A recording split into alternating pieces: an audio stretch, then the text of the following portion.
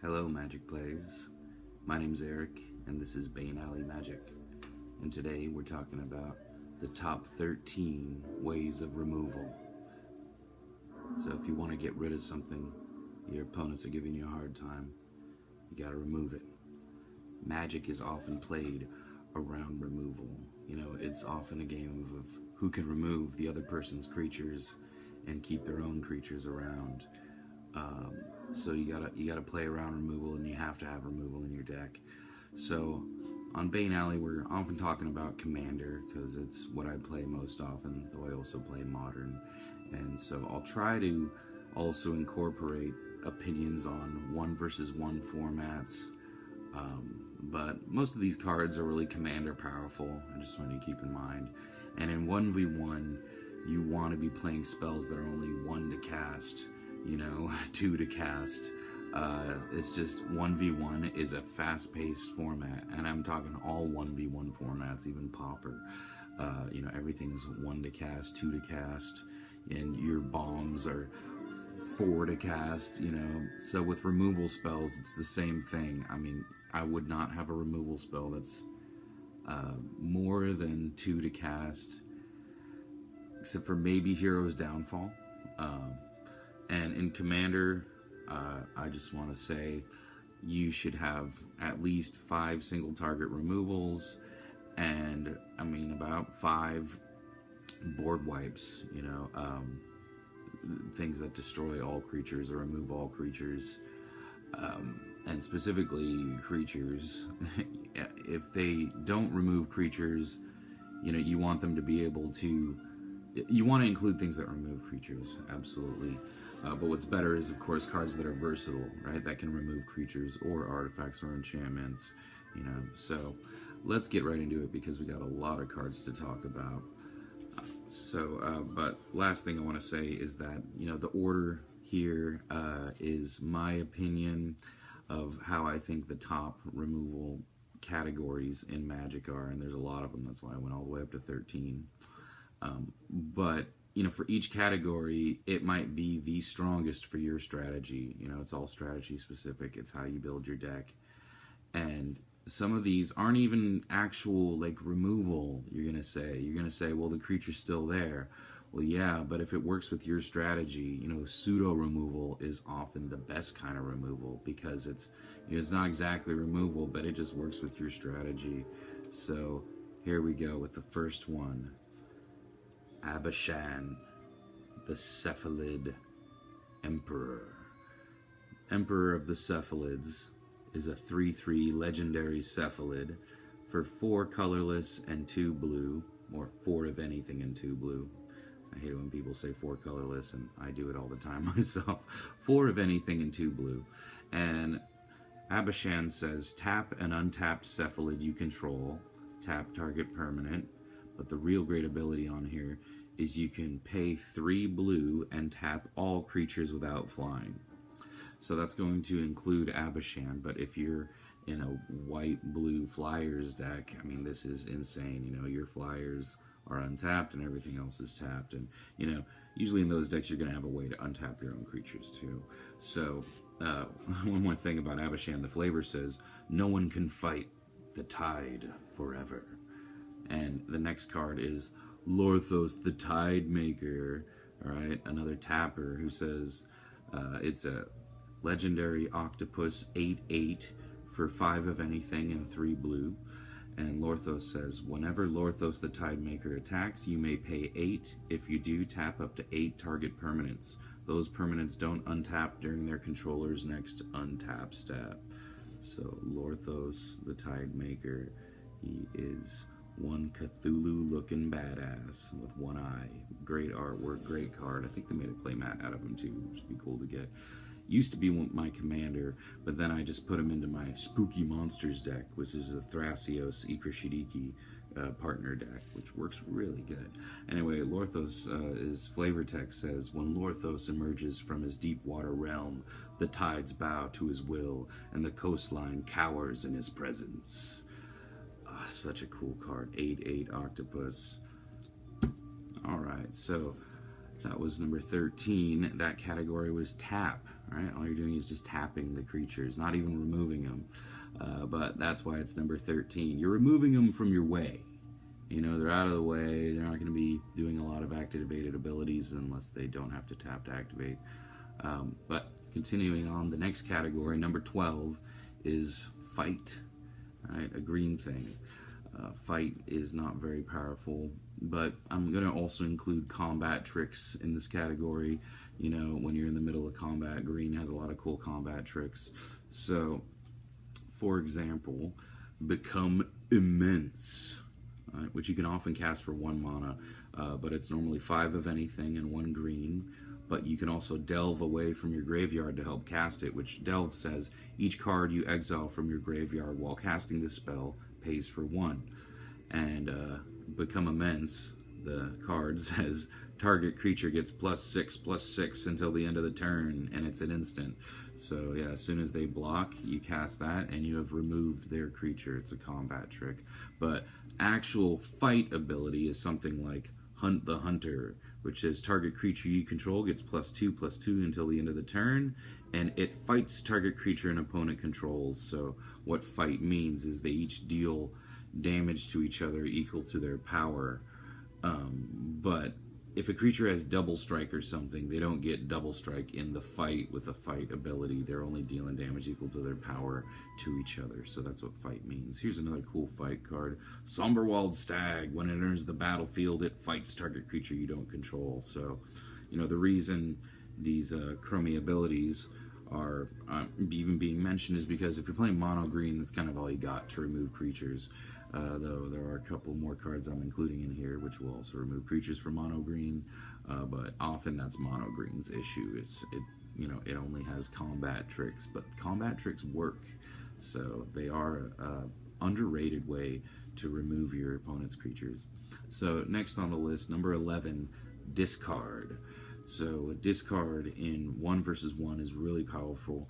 In multiplayer, it's not as powerful because you have 3 times as many hands to make people discard.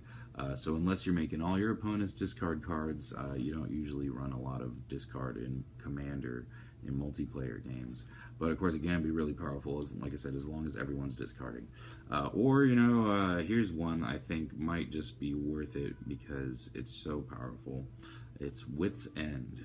So Wit's End says, target player discards his or her hand, their entire hand. It's a sorcery, and it's 5 of anything and 2 black. And it's got a really cool picture of Nicol Bolas on it. And let's just read the flavor. Your pathetic ideas lie in shambles, Planeswalker. Where is your arrogant pride now? Yeah, and so they discard their whole hand. They're at their wit's end, So if it is a discard spell that targets one player, it better make them discard their whole hand to be worth it in multiplayer. But in 1 versus 1, discard is great. So here's a great 1v1 discard card, a budget one, because you've probably all heard of lots of all the expensive ones. But Blightning is 1 of anything, 1 black and 1 red, and it says Blightning deals 3 damage to target player, and that player discards 2 cards, and it's a sorcery. But I think, having multiple abilities is what's really important. Things that deal damage and make him discard are going to be more powerful than things that just make him discard. But it all depends on the amount of cost, depends on what you're playing. If you're playing mono black, you're going to play all those 1-drop discard spells, and those are really powerful in 1v1. Never play those like something like Inquisition of Kozilek. Don't play that in Commander. Alright, so the next category is tuck. What this means is these are spells that kind of tuck the creature or thing underneath them until they leave the battlefield. So, for example, a Bishop of Binding. So Bishop of Binding is a vampire, a 1/1 vampire cleric, and it's 3 of anything and 1 white to cast. And Bishop of Binding says, when Bishop of Binding enters the battlefield, exile target creature and opponent controls until Bishop of Binding leaves the battlefield. So there's the tuck. It's exiled until this is gone. So it's kind of tucked underneath it, and you'll usually see players put this, put the exiled card underneath this card to represent that it's exiled until this leaves the battlefield. And then Bishop of Binding also says, whenever Bishop of Binding attacks, target vampire gets +X/+X until the end of turn, where X is the power of the exiled card. So that vampire. If you're not playing vampires, will probably be Bishop of Binding himself, getting that +X+X. The problem with these creature-based ones and lots of these tuck spells is it means as soon as this is gone, they get it back. So it's very temporary, and they're going to spend all their resources to get it back. And yeah, the really bad thing is when it's on a creature, they're almost guaranteed to get it back because, well, in Commander, in Commander, in multiplayer, they're almost guaranteed to get it back because someone is bound to play a board wipe, and that creature is going to leave the battlefield. And even though everything else died, that creature will remain because it wasn't around technically when the board wipe happened. So, but I think Bishop of Binding's cool. I do run it in the vampire deck, but I don't count it as a straight removal spell in a removal spell slot. It's like half a removal spell, it's like a quarter of a removal spell. But as far as what I'm including in my deck for removal spells, I'm not counting that towards it. So another example of tuck is the classic pacifism. Alright, I mean, it's not getting rid of the creature, but it's a 1 of anything and 1 white. It's an enchantment aura. It says enchanted creature can't attack or block. So my dream has always been to put this on Ulamog and pacify Ulamog. That'd be funny. Alright, but an even better one is Pillory. I can't pronounce this one ever. Pillory of the Sleepless. And it's an enchantment aura for a 1 of anything, 1 white and 1 black. And it says enchanted creature can't attack or block. And at the beginning of that player's upkeep, they lose 1 life. The owner of that enchanted creature. So, that's great for a commander. You enchant their commander, and they can't attack or block with that commander, and that commander is losing them life.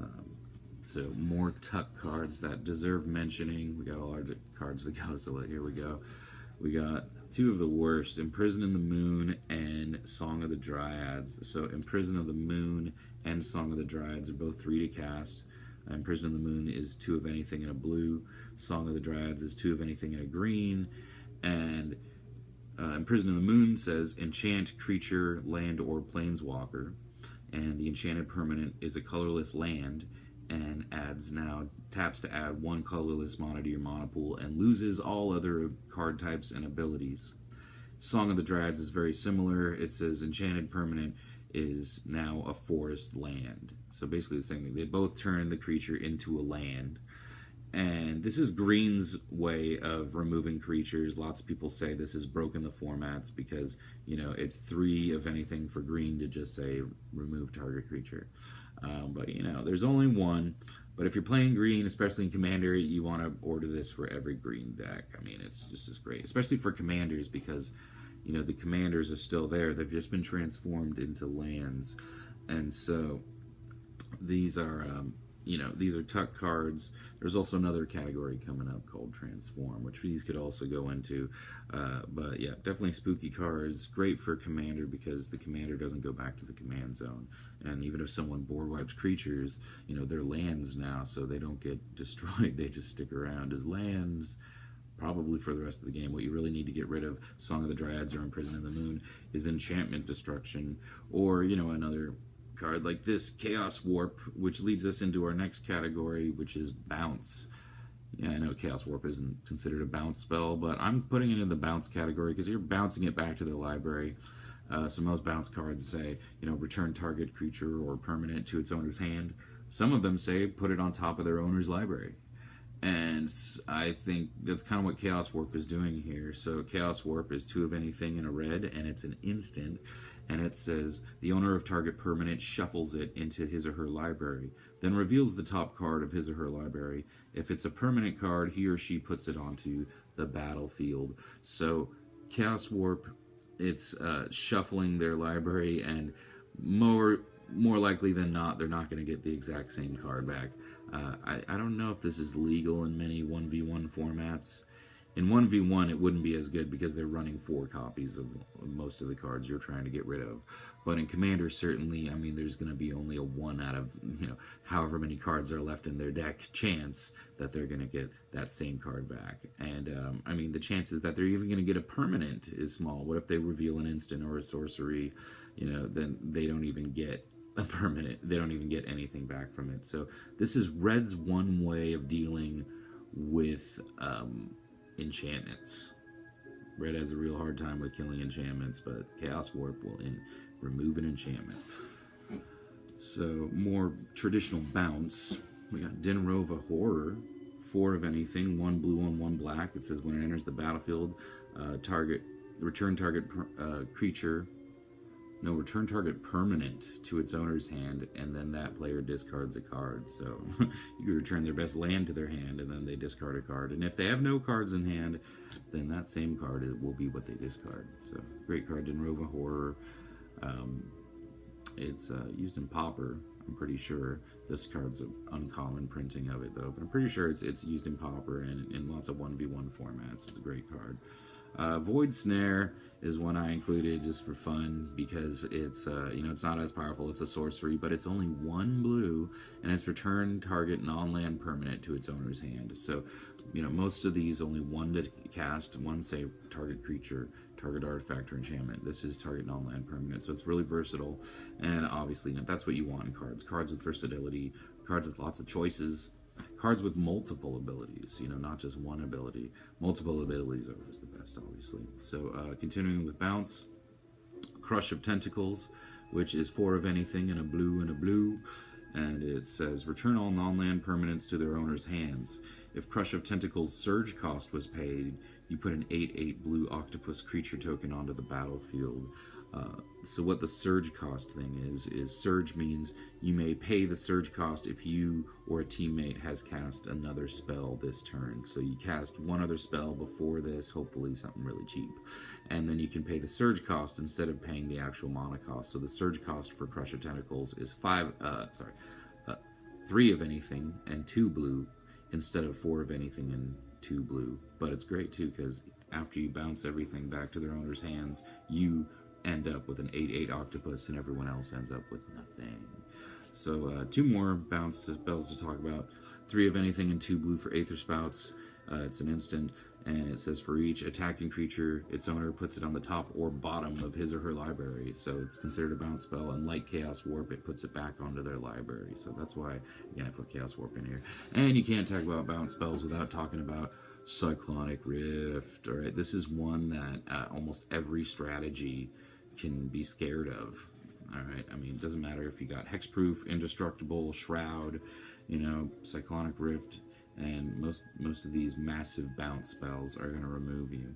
So Cyclonic Rift says return target non-land permanent you don't control to its owner's hand, and you can do that for 1 colorless and 1 blue, or you can do its overload cost, which is 6 of anything and a blue. Why did I say colorless? Yeah, you can pay its normal cost for 1 of anything and a blue, or its overload cost for 6 of anything and a blue. And if you pay its overload cost, it says return all non-land permanents you don't control to their owner's hands. So yeah, a great card. Any blue deck needs a Cyclonic Rift. It's going up in price. Get them now if you're playing blue in Commander, that is. Again, lots of these are Commander specific, but Cyclonic Rift would even be great in 1v1 formats because of that. For only 2 any non-land permanent to its owner's hand. Yeah. All right, next category, which by the way we're on number 8 now, is counter spells. All right, so counter spells aren't exactly removal, which is why they're number 8 on the list. But they obviously can be removable if they're timed right, and you want to remove any permanent they got, you counterspell it. So I'm not going to go through a lot of any actually blue counter spells because what's the point? You know what they do. So here's a white counter spell, Lapse of Certainty for 2 of anything and 1 white. It's an instant, and it says counter target spell, any spell. The downside is if the spell was countered this way, put it on top of its owner's library instead of into that player's graveyard. But, when they're playing Cyclonic Rift, because they're timing Cyclonic Rift, right, to play it just at the right time, especially when you're attacking them. They're like, well, fine, I respond by playing Cyclonic Rift, right? We say, hey, actually, Lapse of Certainty, Cyclonic Rift goes back onto the top of your library, and you take all the damage from my attacking creatures. So Lapse of Certainty is a great counterspell, especially for when you're trying to, end games. So you don't care that it goes on top of their library because you're going to, win the game right there. And so Lapse of Certainty, great counterspell. And I feel like, when you're talking about counterspells, you really need to mention also these types of spells, like Imp's Mischief. So Imp's Mischief is one of anything and a black, and it's an instant, and it says change the target of target spell with a single target. You lose life equal to that spell's converted mana cost. So instead of really countering the spell, this is gaining control of the spell, which is super powerful. So they say destroy your target creature with an instant, or anything that targets a creature, and you say, actually, I change the target of that spell to your creature and destroy your creature instead. Or you do lots of things. Something says target player takes an extra turn, and you say, actually, no, I change the target of that spell to me, and I take the extra turn. But the reason this is being mentioned in counter spells is because it also works as a counter spell against counter spells. So you change the target of the counter spell to Imp's Mischief. So let's say you're casting a really great creature, your commander, let's say, and they cast Lapse of Certainty to try to counter it. In response, you cast Imp's Mischief, and you say, change the target of Lapse of Certainty to Imp's Mischief, and then you're going to lose 3 life, because you lose life equal to the spell's converted mana cost, so that's the converted mana cost of Lapse of Certainty. But here's how it works. So Lapse of Certainty is going on the stack first, targeting your commander. Imp's Mischief goes on the stack second, targeting Lapse of Certainty and making Lapse of Certainty's target change to Imp's Mischief. Then Imp's Mischief resolves first, so then when Lapse of Certainty resolves, its target is gone, so it just is nullified because it doesn't have a legal target anymore. Because Imp's Mischief went on the stack first and resolved first. So yeah, it's a counter against counter spells. So really cool. And Wild Ricochet is probably the best version of those types of cards. So Wild Ricochet is 2 of anything and 2 red, and it says you may choose new targets for target instant or sorcery spell, then copy that spell, and you may choose new targets for the copy. So this is a brutal card. I actually played this when someone played Time Stretch, I think the card's name is. So they played a spell that said target player takes 2 extra turns after this one, and I played Wild Ricochet, and so I chose the target to me to make 2 extra turns, and then I copied that spell, and for the copy of the spell I also chose me to take another 2 extra turns, so I took 4 extra turns. Unfortunately, I didn't do anything good with those extra turns. I just drew a bunch of crap. But normally that's really great, Wild Ricochet. It's also been cast on me when I was casting Return to Dust, which is a great exile spell. And it says exile target artifact or enchantment, and if you cast it during your main phase from your hand, you may exile another target artifact or enchantment. So I cast that to try to exile this guy's artifact and enchantment, and then he cast Wild Ricochet, and he got to exile my artifact or enchantment. Alright, so the next category is Transform. So, like I said, with Song of the Dryads and Imprison in the Moon, they're also kind of transform spells, but these are kind of like more straight up the strategy of transforming them into different creatures, not just into a land. So, the best of these are, one of them anyway, is Polymorph's Jests, which is 1 of anything and 2 blue, and it's an instant, and it says until the end of the turn, each creature target player controls loses all abilities and becomes a blue frog with base power and toughness of 1/1. So Polymorph's Jest, look at those frogs. And it says, the flies were bothering me. That's the flavor. So I guess they made the frogs to get rid of the flies.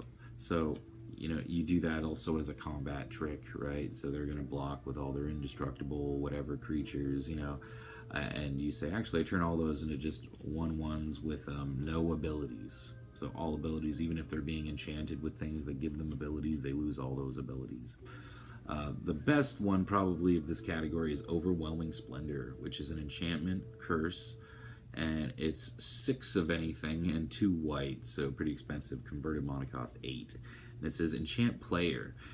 Creatures enchanted player controls lose all abilities and have base power and toughness 1/1.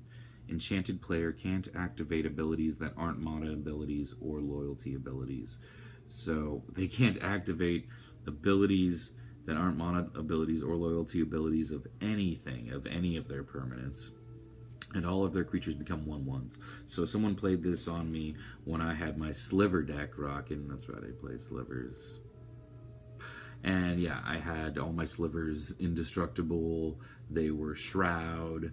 They had Double Strike, Vigilance, Flying. And he's like, actually, they don't have any of that. That you just have Overwhelming Splendor. So you just got a bunch of 1/1s. And that, I didn't win that game with Slivers. Yeah. All right, so next category is Burn. The classic removal, but it's only number 6 because you'll see the other categories are probably better overall. But you know, if you're playing red, you're burning. And this card is fabulous. I love this one. Burn Away. So 4 of anything and 1 red for an instant that says Burn Away deals 6 damage to target creature. When that creature dies this turn, exile all cards from its controller's graveyard. So if they're playing with any of those nasty gods like the Locust God, the Scarab God, or the the other one, Scorpion God, right? This kills them and then exiles their graveyards, so they don't return to their owner's hand at the end of the turn because they've been exiled. All right, so another great red burn spell is Mizzium Mortars, and Mizzium Mortars is 1 of anything in a red for a sorcery that says Mizzium Mortars deals 4 damage to target creature you don't control. But you can also overload the spell, so instead of paying the mana cost, you can instead pay 3 of anything and 3 red.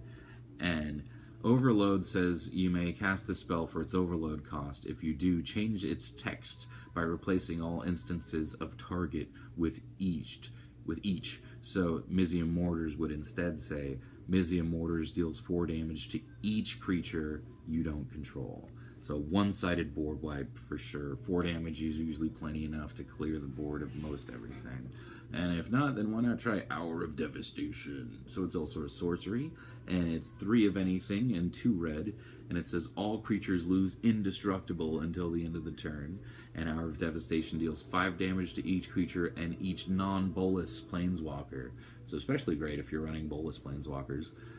But what's even better is that creatures lose indestructible, so their indestructible creatures will also die to 5 damage if they have toughness 5 or less. Another classic, well, actually, no, going in the next category. Sorry, no more burn spells, but next category, better than burn, is just straight destroy, right? So it doesn't matter what their toughness is if you destroy them. So the classic destroy spell is Terminate for 1 black and 1 red, and it's instant speed. So that's why this one is better than the version. It's 1 black and 1 red that kills target creature or planeswalker. I don't remember what the name of that card is right now, but lots of people say, why don't you run that? And I say, well, this one's instant speed. So you usually want your removal spells to be instant speed, because the strategy is, they put all of their resources into that one creature during their turn, and during their turn, after they put all their resources and do everything really cool to buff up that creature, then you destroy it. So it's a great way to mess with their strategy. And so Terminate says destroy target creature, it can't be regenerated. And what's really great about it also is it's versatile. It destroys any creature. Most destroy spells say specific types of creatures, so Terminate is versatile in that way. Another great destroy spell is Reclamation Sage. 2 of anything and 1 green. When Reclamation Sage enters the battlefield, you may destroy target artifact or enchantment. And it's a 2/1 elf shaman.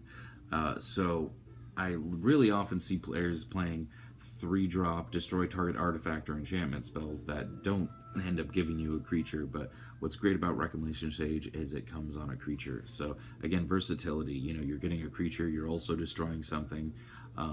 And when you're building decks, like I said, you want to have 5 removal spells in your deck, right? So this could both take up the slot of a creature and a removal spell. So it's not like your deck is just going to be 5 cards short of what it wanted to be. You can include these strategies into your creature base, into your other spells. Probably the most powerful of all the straight up destroy spells is and again, just destroy is In Garruk's Wake. And so, because it's so powerful, it's 7 of anything and 2 black to cast. And it's a sorcery, and it says destroy all creatures you don't control, and all planeswalkers you don't control. So basically, you can destroy all creatures and all planeswalkers you don't control, and all your stuff sticks around. And so, great, obviously, one-sided board wipe. Everyone but your stuff dies. Alright, so Kindred Dominance is another great one, especially if you're playing budget and you don't want to buy Damnation. Kindred Dominance is 5 of anything and 2 black, and it says just choose a creature type, destroy all creatures that aren't of the chosen type. And it's sorcery speed, but it's great because, you know, at least most of your stuff is probably going to stick around. You're going to choose some creature type that you control and destroy all creatures that aren't of that type. Or sometimes you just choose monkey and destroy everything, you know. Alright, next category is -X, -X. We're at number 4 now, almost done. So -X, -X is even better than destroy because it gets around indestructible. Alright, like I think all these next categories do get around indestructible, by the way. And lots of them even get around hexproof. This one doesn't get around hexproof, but -X, -X category also includes -1/-1 counters. So just fabulous strategy, because even if something's indestructible, if you get its toughness down to 0, it dies. So here's a classic. Black Sun Zenith, which is X and 2 black for a sorcery, and it says put X -1/-1 counters on each creature, then shuffle Black Sun Zenith back into its owner's library, so you get to potentially do it again later. And yeah, it's just a board wipe for not that much mana. I mean, you can imagine if you made X4, you're playing a total of 6 mana to deal 4, make everything -4/-4. Great spell. Then here is just a simple -X spell. It's X and 1 black. Target creature gets -X, -X till the end of the turn. So single target removal.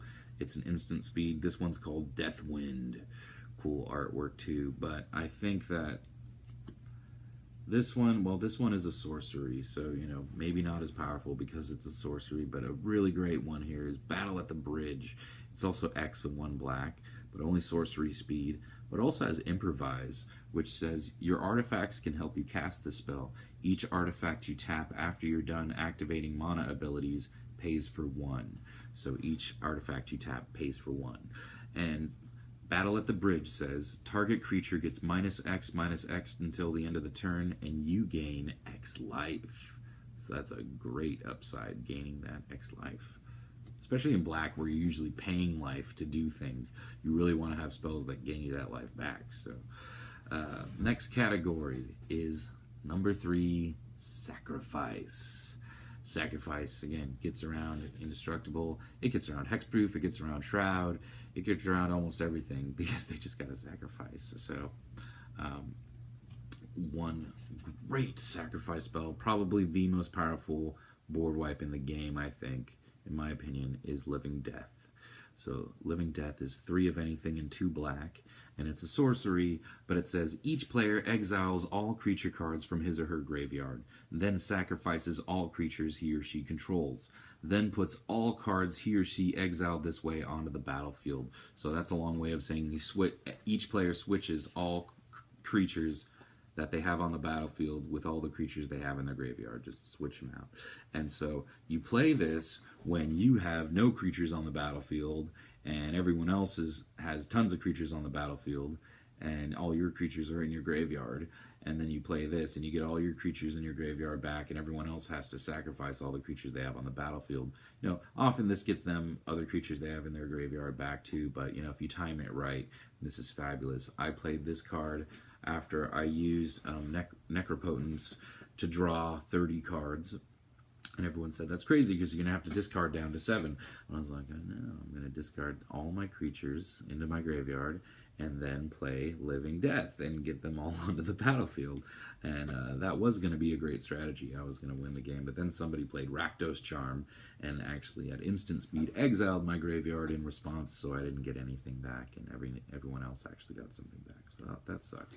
But if you can, if you're playing Living Death, put this guy in your graveyard. It's another great sacrifice creature, the Path Raiser of Ulamog. right? So for 11 of anything, it's an Eldrazi creature, 9/9, that has Annihilator 3, which means whenever this creature attacks, defending player sacrifices 3 permanents. And Pathrazer of Ulamog can't be blocked except for by 3 or more creatures, so even better than Menace. And it's a 9/9, and it's 11 of any color. This can go in any deck. You know, probably don't want it in many 1v1 decks unless you're playing Eldrazi, but in Commander, this can go in any Commander deck. And Annihilator 3 is just super broken. And if you have a way of copying that, like with Strionic Resonator, you know, copy target triggered ability, and that's Annihilator 6 right there. And they got to sacrifice 6 permanents. So that is nuts. Probably what's considered one of the most broken sacrifice spells, though, is Torment of Hailfire. This thing is messing things up in Commander today. So it's X and black, and it's a sorcery. And Torment of Hailfire says, repeat the following process X times. Each opponent loses 3 life unless that player sacrifices a non-land permanent or discards a card. So I cast this for 13 the other night, and I got to repeat this 13 times. Each opponent did one of those 3 things. I'm not going to read it again. But yeah, like, this forces people to board wipe often. You know, they got to discard their whole hand and sacrifice things, or they got to take that 3 damage so many times. Now, if they got tons of life, obviously they'll just take all the damage, but, you know, so there are ways around Torment of Hailfire. It's not as broken as people think, but it is a great card, so I thought I'd include it. And so often it just wins you the game. If they don't have a hand and they don't have any non-land permanents, you just deal them X times 3 damage. You know, they lose X times 3 life.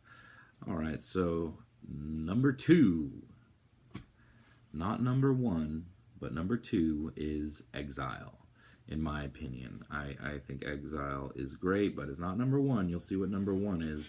So for Exile, cool card I chose was Vraska's Contempt. This thing is doing great things in Standard today, so if you're playing 1v1, I'd recommend Vraska's Contempt, even though it's kind of expensive, 2 of anything and 2 black, so 4 converted mana cost, but it's instant speed. It says exile target creature or planeswalker, and you gain 2 life. So it's versatile. It's exiling them, and you're gaining life also. So, I mean, you know, it's any creature, any planeswalker.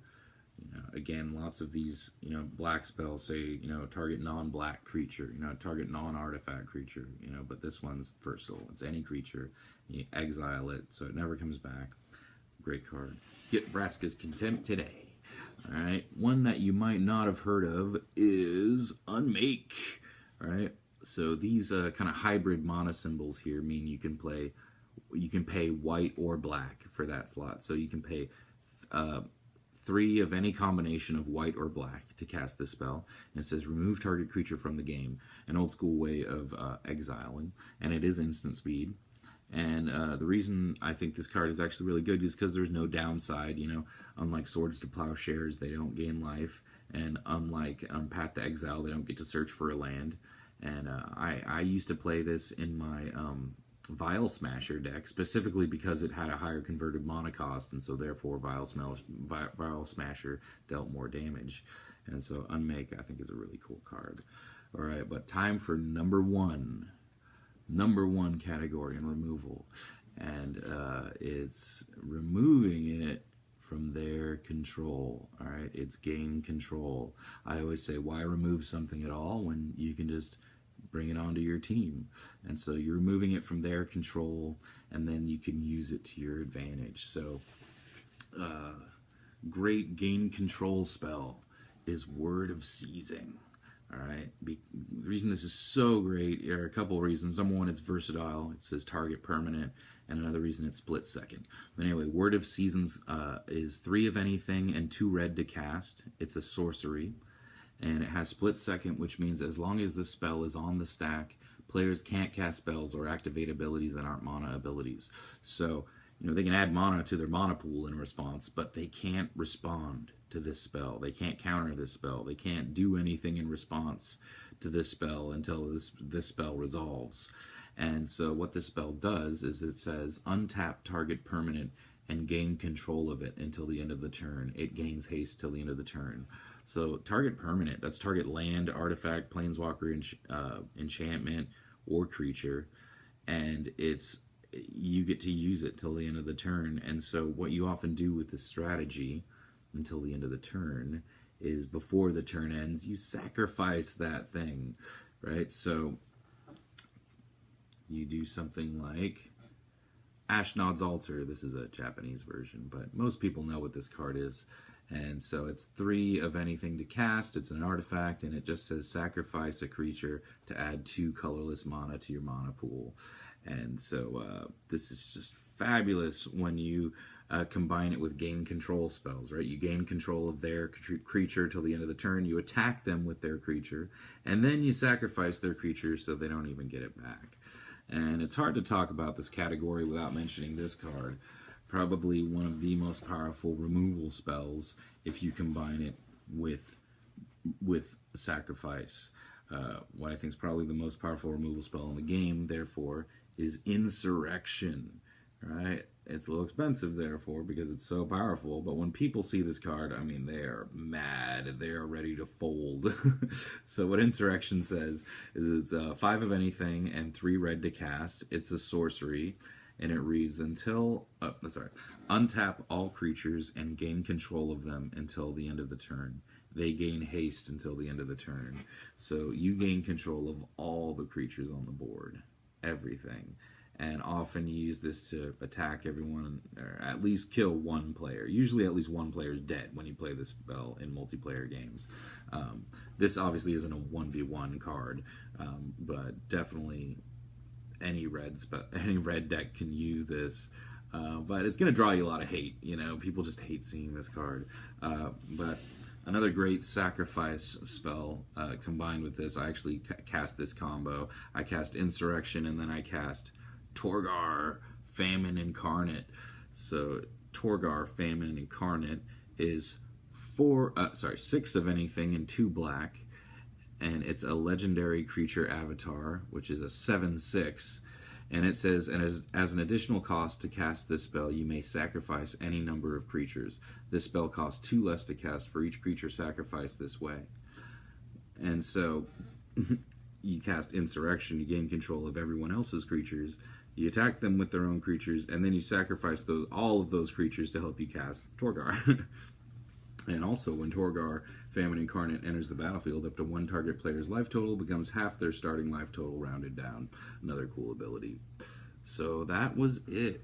The 13 ways of removal in Magic the Gathering, and I think the most powerful one is honestly gain control. So let me know what you think. Please like the video, subscribe to the video. I'm just starting out. This is only my 3rd, but I do plan on making videos every week. So let me know if you think there's another category should have been put in here, or cards that you think are great for that should have been included on this video.